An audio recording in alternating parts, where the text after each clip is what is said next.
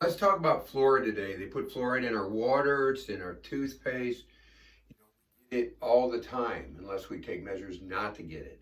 So, a few dates first because this is a large health problem. This is not good for our health. So, let's look at the science behind it, see what's going on. First, we need to go over a few dates. In 1938, fluoride was used as rat poison. So, use the poison rats. That's hard to believe that now they put it in the water. But if you look, 1940s is when they said, we're going to put it in our water, we're going to stop cavities, we want to reduce that, so we're going to put fluoride in our water. So in 38 they use a rat poison, and by 40 they're putting it in our water. And it goes through our water system, in most areas. So 1990 is when the first studies on fluoride started happening so far as what it's doing to our total health. For Luke in England, she came up with a great study, a very meticulous study. She said that there's a soft and a hard tissue in the pineal. Now, the pineal is in our brains, a little bitty gland, secretes melatonin, helps us sleep, helps the immune system, and sometimes it can get calcified because of so much fluoride. And so, when you do that, you can see it on x-ray. If you have an x-ray of the brain, you can see this calcification is, from fluoride. So she stated that the pineal gland would take in more fluoride, the soft and the hard portion of the pineal gland, than anywhere else in the body. So it just had an overwhelming abundance of thyroid in it. So the pineal gland, when it gets the fluoride, can cause these problems: sexual maturation problems. You don't mature sexually like it should. Calcium metabolism, parathyroid dysfunction, osteoporosis, postmenopausal. We have a huge problem with that in the country, lots because of food. People aren't taking the right calcium. I've done some videos on the right calcium, and I think I did. I've done some talks on the right calcium. I don't know if I did a video on it, but you want to get the right calcium if you're supplementing calcium. And not take the things that are going to decrease your calcium. So osteoporosis, cancer, and psychiatric disease. So clinical toxicology of commercial products has stated that fluoride is cumulative. It adds up in the body. Now, there's ways to detox it.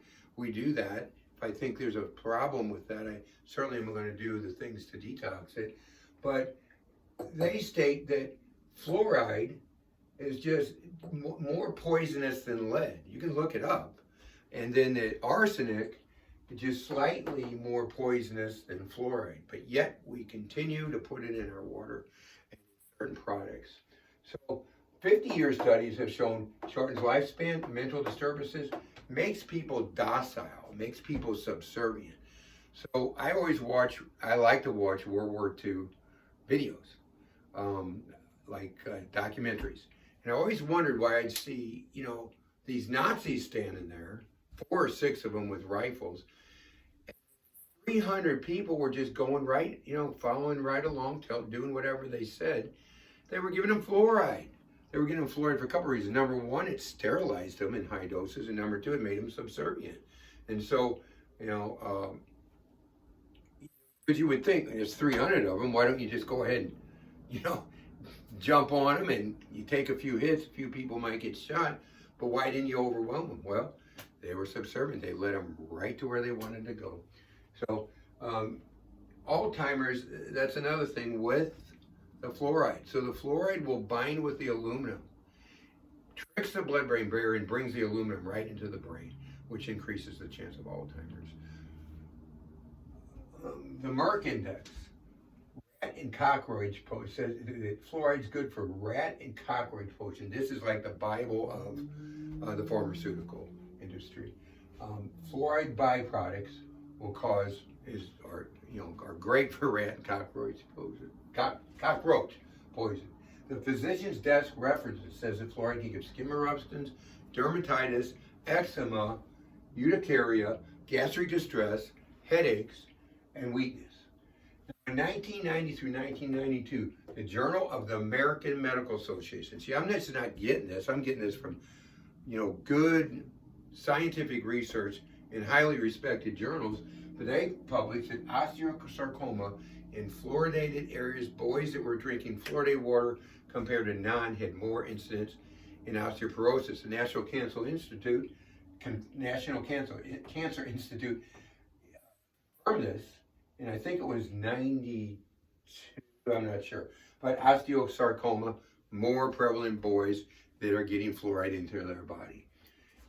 March 22nd, 1990, New England Journal of Medicine, osteoporosis, bone fragility, fractures were more common because of fluoride. I'm going to talk about in the United States, the largest one was 39,000 children. Ages, if I remember right, were I think it was 13, but 39,000 in 84 areas. And this area is fluoridated, this area is not, and they found out that they tied right in with the rest of us.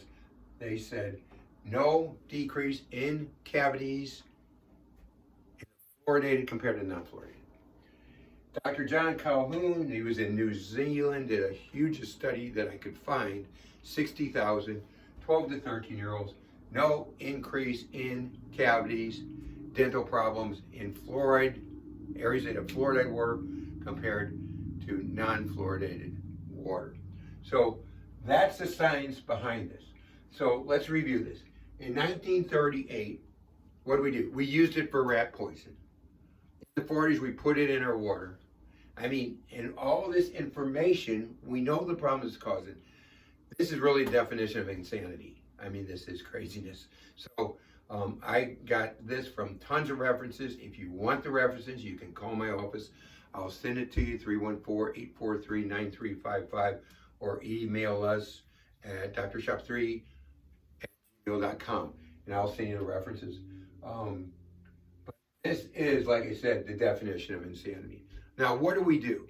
Okay, number one, stop drinking fluoride water and stop taking fluoride products. I mean, there's products that you can get. There's toothpaste you can get that don't have fluoride. A reverse osmosis unit at your home. Out all the fluoride, it takes out, but the problem is with reverse osmosis, and we have one, but it takes out everything, so it's going to take out the minerals too, and so that's a problem. So what we use is water that's Mountain Valley spring water also, but for cooking and everything, we use the reverse osmosis. And enough Mountain Valley spring water. There's other spring waters out there. The problem, and I've been looking more and more at this, seeing patients, because I'm looking more into this. When I see some of these back here, I started thinking I need to detox fluoride out. So there's ways to get fluoride to detox out of the body. Or we're looking at that when you do patient care. Look, guys, all I do is follow the science. When I report stuff, it's the science. There's nothing in my office we do that we can't follow the science. And so, in this is the same way. We just follow the science, see what the science says. I know in the last number of years, everybody's saying, well, let's follow the science. He was really following the science. But we always follow science and what the journals are saying. So, until next time, hey, number one, get the fluoride out of your life and get ready, do these things. You can reclaim your health. You can reclaim your life. You can maybe have a better life, especially later stages, and increase longevity, hopefully, and have good, healthy life. Okay, thanks a lot. If you need us, 314-843-9355. And once again, make it a great day.